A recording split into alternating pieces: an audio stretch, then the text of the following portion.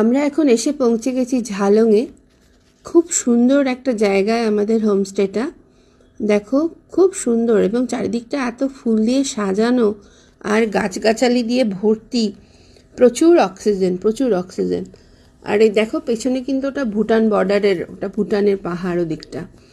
তো আমাদের এখনও লাগেজ নামেনি, তো সব একটা একটা করে নামানো হচ্ছে। এখানে এসে নেমে ভীষণ ভালো লাগছে। দেখো এগুলো হলো মৌচাক, এখানে চাষ হয় মৌমাছির।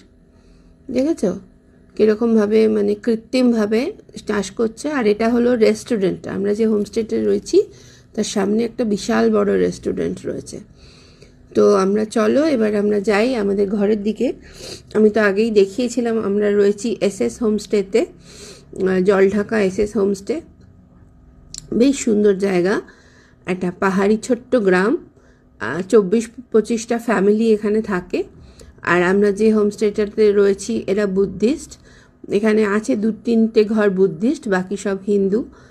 যে চলো আমরা যাই আমাদের হোমস্টেতে। এখানে নিচে আমাদের ঘরটা, রেস্টুরেন্টটা উপরে।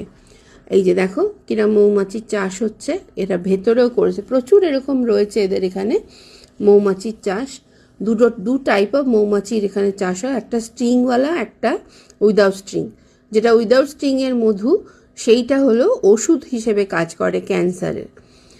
তো ওরা সুন্দর করে এক্সপ্লেন করলো আমাদের। তো দেখো আমাদের হোমস্টেটা কিন্তু খুব সুন্দর। এটা আমাদের ঘরটা, সুন্দর একদম রোদ আসছে ঘরের মধ্যে। আর একটা বাথরুম রয়েছে, ওয়াশরুমটাও বেশ পরিষ্কার পরিচ্ছন্ন। ছোট্ট কিন্তু নিট অ্যান্ড ক্লিন। ছোট হোক অসুবিধা নেই, পরিষ্কার হওয়া দরকার।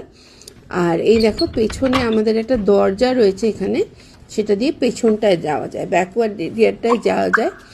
এইখানেও সুন্দর গাছপালা রয়েছে, মুরগি হাঁস সবাই ঘুরে বেড়াচ্ছে।